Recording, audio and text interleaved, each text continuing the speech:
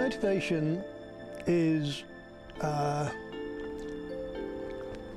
to look after people who can't look after themselves, basically. And a lot of these people today have just had no understanding of cancer, of the management and or what to do.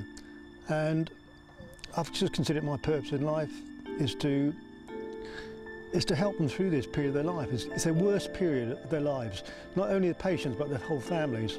I've been through it, and maybe that's partly where the passion comes from. I lost some good friends, and I know the emotional suffering as well as the physical suffering, and I know these people need support. People realise miracles don't have, they don't expect a miracle, and if someone says you can't be cured, you accept that, but you like to know that people are fighting for you and that every day is precious. Therefore, the Star Throwers gives people an opportunity of supporting and helping. Unfortunately, hope is destroyed too many times by oncologists, not meaningly, they don't mean to do it, but it's just by sort of saying, sorry, there's nothing more we can do for you. They've removed all hope. And when they come here, it's the opposite. They come here and I'm sort of saying, no, there's always something we can do for you. There's always some way we can help you. And we can help you, it doesn't matter how long you're going to live, we will help you in the next few months, the next few years, whatever. But there's always ways we can help you, and we will never give up on you. I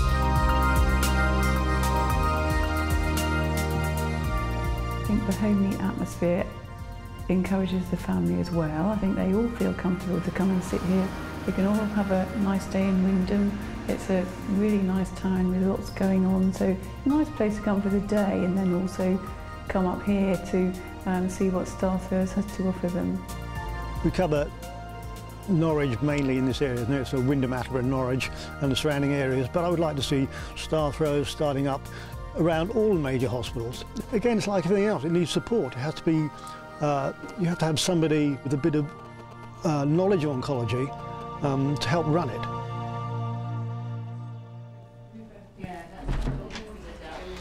Hi, welcome to Star Throwers. Come in and we'll show you what we've actually got here.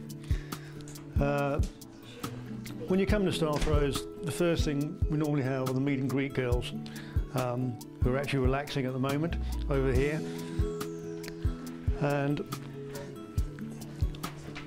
the most important thing about this room is you feel that when you come in here, this is not like a hospital, it's not like a clinic. It's so nice, it's like your front sort of sitting room at home. We've got the open fire going and everybody feels nice and relaxed. As I say, the people who come here for the first time, they will come and speak to the meet and greet girls. Good morning, Star Throwers, can I help you? The girls here will ask them, what do they actually want from Star Throwers? And if they want to see me, the doctor, or do they want a massage or just want advice, the girls here will point them in the right direction. Star Throwers was in existence when I first encountered Henry. My husband had cancer and he had had cancer for 2 years, and we spent an hour, 2 hours, Henry explaining, questions being asked and answered. And when we came out, my husband said, gosh, what a human being, that's the hand of human kindness. And he said, I want you to do as much as you can to make Henry understand how very important it is what he's doing. And he said, I'd like to think other people who have cancer have a chance to experience what I have. His attitude to people, to the patients that were coming in and also to their families, he just has such a nice, comfortable way about him that makes people feel at ease. In this section here, this is our what I call the kitchen basically, and like in every person's home, a kitchen is a good place for people to meet up, and we sit down there and have a cup of tea, whatever. And so I love this table here behind you, because the table is where all the people sit round and they feel relaxed, they feel they can talk to the other people around the table. And as I said before, the volunteers who work here, they're all easy to get on with and make people feel at home.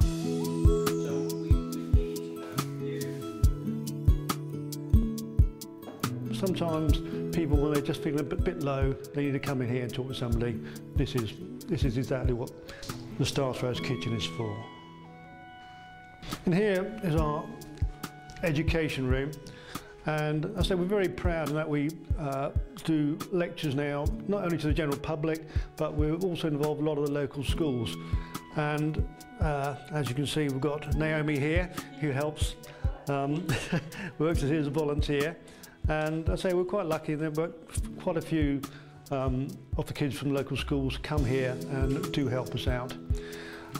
This room, I say, we use it for video shows. We also give it for lectures, and basically it's just used as a general teaching room. In addition, though, we hope to do additional things such as therapies, such as maybe painting, music, whatever. And I say we're just evolving at the moment, but hoping that this room is going to be well used in the future. I don't pretend to be somebody special. I've never been a person who wore a suit. I never liked wearing a tie. And you know, people know I'm a practical person. I like to get my hands dirty, and they know I'm one of them. I'm on the same wavelength. They know, you know, I'm not a pedestal above them, and they feel because of that they can talk to me basically about anything. I've never met a human being like him before, and I'm very grateful that my husband met him. Because it renewed his faith in a lot of human beings. We're also very lucky in that we have counsellors here, we have ex-Macmillan nurses, and I say some people do need to come in and have a one-to-one session, especially if they're sort of emotionally distressed. Sometimes we have families come in, and so we have this little room, a little quiet room basically, where they can come in and the counsellor will sit with them. And again, there's no time limit. We can sit here sometimes for half an hour, sometimes it's 2.5 hours, but the point is it's there for them.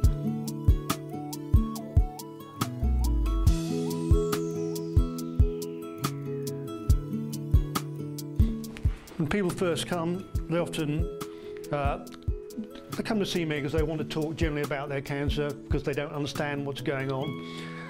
In many cases, others want to talk about their therapies. Is there any alternative things they can do? I'll say, for example, they might have been offered chemotherapy as opposed to radiotherapy. They don't know what to go for. Others come for genetic advice, breast cancer specifically, and they want to know should they undergo mastectomy, whatever. So this is my room where I just sit with them, and normally spend anything from sort of an hour to an hour and a half going through their specific problems. Everybody that has become involved in Star Throwers has done so because one man has been prepared to give so much of himself. He's trained to do a job, but what he does beyond the job is just incredible, and therefore he inspires people because he gives so much of himself. The least they can do is support him in doing that. This is the massage room, and again, this is probably the room that is actually used more than my room, I'm very glad to say. We have 7 volunteer masseurs and osteopaths, and these girls do massage, they do reflexology, they do Reiki. Now, none of these therapies cure cancer, but they make people feel so much better in themselves. And that's the whole purpose of the Star Throwers, is to make these people go out of here feeling better than when they came in. And again, we're exceptionally lucky that the girls who work here, they're professional, they're caring, and they're just tender. And without exception, I've never had anybody come out of here and sort of said, I've had a bad massage. They always love it. There's lots of things people can do to help, to raise funds for us. They can do coffee mornings or sponsored events, maybe run a marathon if they're really feeling energetic. But really, any efforts are welcomed. People can come along here and have a look around and see what we're doing here and see if they feel inspired to help us in some way or other.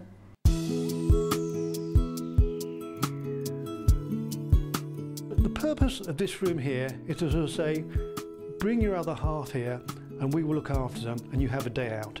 All right, you can bring them 2 or 3 days in a row. It doesn't make any difference. Bring them in the morning at 10 o'clock and go away for 6 or 7 hours, have a nice day out, go and see your friends, go do some shopping. And we've got doctors here, we've got nurses here, and basically we will look after them. You don't have to worry, nothing is going to happen to them. So additionally, I say we have a wet room in here. Now, when we designed this place, I put in a wet room for one very simple reason. As cancer patients become more debilitated and they spend more and more time in bed, they become weaker, and in addition, a lot of these cancer patients are also put on steroid tablets to try and boost them up a bit. Unfortunately, steroid tablets makes their legs weaker, and they find it exceptionally difficult to get into a bath. They can't get their legs over the side of the bath. And in view of this, we put in this wet room so people can walk directly from the bed, and they can come into the wet room, they can sit down, and all they have to do is press the button there and they can get a shower. Everybody is a volunteer here. Everybody's here because they want to be here to do something to help somebody else. And I think that's a really nice, refreshing atmosphere to work in as well. For him to be doing what he's doing is quite amazing, and therefore anybody who volunteers or who helps with the star throwers, he just leads by example. And that is just the most rewarding thing for people to feel that they can help somebody achieve what he is indeed doing. I've tried so far to keep this place totally charitable, in that everybody who works here, from myself, Tina, who spends 7 days a week here, and the rest of the volunteers, absolutely nobody gets paid, and we do it because we're passionate about it.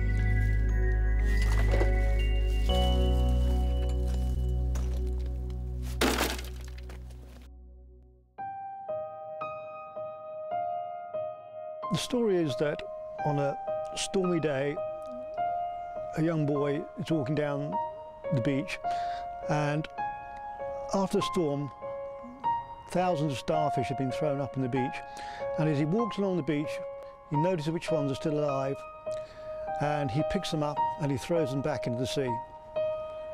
And an old man is there watching him, and after a couple of hours, the old man, he walks down to him and says, "Boy, you're wasting your time. There are thousands of these. It won't make any difference."